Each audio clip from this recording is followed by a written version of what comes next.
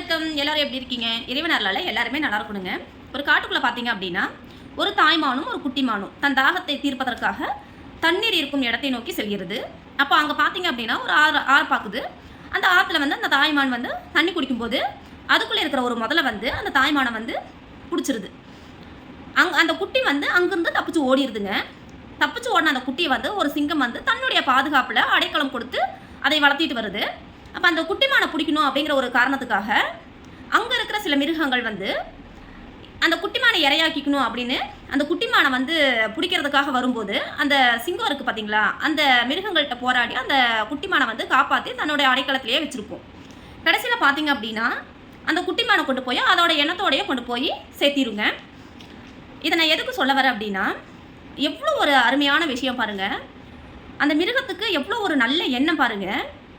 தன்னோட அடைக்கலத்தில் வச்சுருந்ததும் குட்டிமான அதோட எண்ணத்தோடையே கொண்டு போய் சேர்த்திடுது.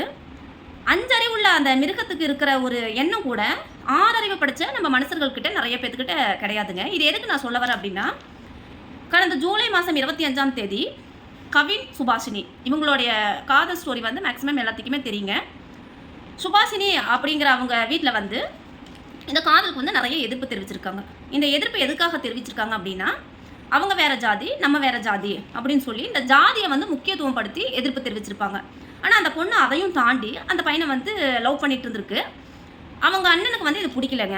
சுஜித் அப்படிங்கிறவங்களுக்கு வந்து இது பிடிக்கல. அப்போ என்ன செஞ்சிடறாங்க, அந்த பையனை வந்து கொலை செஞ்சிடலாம் அப்படின்னு சொல்லி பப்ளிக்கில் வச்சு, அதுவும் அவங்க அம்மா முன்னாடி வச்சு அந்த பையனை வந்து கொலை செஞ்சிடறாங்க. அப்போ இந்த ஜாதி அப்படிங்கிறது எவ்வளோ ஒரு வெறித்தனமாக அவங்களுக்கு இருந்திருக்கு அப்படின்னு சொல்லி பாருங்கள். அடுத்த வீட்டு பையனை கொள்றதுக்கு நம்ம ஃபஸ்ட்டு யாருங்க? நீங்கள் கொண்டுட்டீங்க, அவங்க பேரண்ட்ஸ் எப்படி நீ வந்து ரொம்ப சந்தோஷமாக எப்படி இருப்பாங்கன்னு நீங்கள் நினைக்கிறீங்க? அந்த பையன் செத்து போயிட்டான், அதோட முடிஞ்சுது. அந்த பையனோட வாழ்க்கை அதோட முடிஞ்சு. இருக்கிற ஒவ்வொரு நிமிஷமும் அவங்க பேரண்ட்ஸ் இந்த செத்து பொழைக்கணுமே. அவங்களுடைய ஆசை, கனவு, லட்சியம் எல்லாமே நீங்கள் அடியோட பிடிங்க வீசிட்டீங்களே. இது எப்படிங்க நியாயப்படுத்த முடியுங்களா? நீங்களே சொல்லுங்கள். அப்போ உங்களுக்கு அந்த ஜாதி அப்படின்னு ஒரு விஷயம் உங்களுக்கு ரொம்ப இம்பார்ட்டன்ட் அப்படின்னா, நம்ம வீட்டு பிள்ளைய தாங்க நம்ம தட்டி விடணும். என்னன்னா, இது வேண்டாம், இதை விட்டுடு அப்படின்னு சொல்லி முடிஞ்ச வரைக்கும் நீங்கள் தான் அவங்களுக்கு அட்வைஸ் பண்ணணும். அதை விட்டுட்டு நீங்கள் எப்படி போய் அவங்கள போய் நீங்கள் கொள்ளுவீங்க கேட்குறேன். அது மட்டும் இல்லைங்க, அந்த பையன் வந்து ஒரு சில ஃப்ரெண்ட்ஸோட எல்லாம் வந்து செல்ஃபி எடுத்துருக்கிறத பார்த்து நிறைய விமர்சனங்கள் செஞ்சுருக்காங்க. இந்த பையன் எப்படிலாம் செல்ஃபி எடுத்திருக்கானே, இந்த பையன் நல்ல பையனா கெட்ட பையனா, பேட் பாயாக இருப்பான் அப்படின்னு சொல்லி எதையுமே வந்து நம்மளுடைய ஒரு கெஸ்ஸிங்கில் வந்து தெரிவிக்கக்கூடாதுங்க. இன்றைக்கி நிறைய பேர் நிறைய இடத்துல வேலை செய்கிறாங்க. இன்றைக்கி வந்து சயின்ஸ் ரீதியாக உலகத்தில் எவ்வளவோ முன்னேற்றங்கள் கொண்டு வந்தாலும் இந்த ஜாதி மத அடிப்படையில் வந்து மனுஷங்க வந்து இன்னும் அப்படியே தாங்க இருக்காங்க. ஒரு 100 வருஷத்துக்கு முன்னாடி எப்படி இருந்தாங்களோ அதே மாதிரி தான் இன்னும் இருக்காங்க.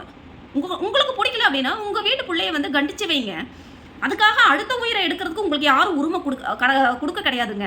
தயவுசெய்து இந்த மாதிரி தப்பெல்லாம் செய்யாதீங்க. இதுக்கும் வந்து அந்த பொண்ணோட பேரண்ட்ஸ் பார்த்தீங்க அப்படின்னா போலீஸாக ஒர்க் பண்ணிட்டு இருக்காங்களாம். மக்களுக்கு பாதுகாப்பு அப்படின்னாலே ஃபஸ்ட்டு போலீஸ் தாங்க. அவங்க குடும்பத்தில் கொலகாரனா ஒரு பையனை வந்து தூண்டி விட்டுருக்கீங்க அப்படின்னா இது எப்படிங்க அக்செப்ட் பண்ண முடியும்? நீங்கள் சொல்லுங்கள், இது எப்படி அக்செப்ட் பண்ணுறதுன்னு எனக்கு தெரியலிங்க. காதல் அப்படிங்கிறது அவ்வளோ கேவலமானதுன்னு நீங்கள் நினைக்கிறீங்களா? அது கேவலமானதாக உங்களுக்கு அப்படி ஒரு எண்ணம் தோணுச்சு அப்படின்னா உங்கள் வீட்டு பிள்ளையை நீங்கள் அடக்கி வைங்க. அடுத்த வீட்டு பிள்ளைகளை வந்து கொலை செஞ்சு தான் நீங்கள் வந்து அந்த ஜாதி மதம் அப்படிங்கிற ஒரு வெறியை காட்டணும், நாங்கள் இப்படி சுற்றணும் அப்படின்னால நீங்கள் தயவு செய்து நினைக்காதீங்க. இப்போ அதனால் என்ன ஆயிடுச்சு, உங்கள் வீட்டு பிள்ளையோட வாழ்க்கையும் போயிடுச்சு, கொலை செஞ்சப்பட்ட அந்த பையனுடைய பேரண்ட்ஸோட வாழ்க்கையும் போயிடுச்சு. இன்னும் ஒவ்வொரு நாளும் அவங்க நரக வேதனையில் அங்கே அனுபவிக்கணும். நரக வேதனையை ஒவ்வொரு நாளும் அவங்க அனுபவிக்கணும். இந்த மாதிரி தவறுதலை வந்து தயவுசெய்து யாருமே செய்யாதீங்க.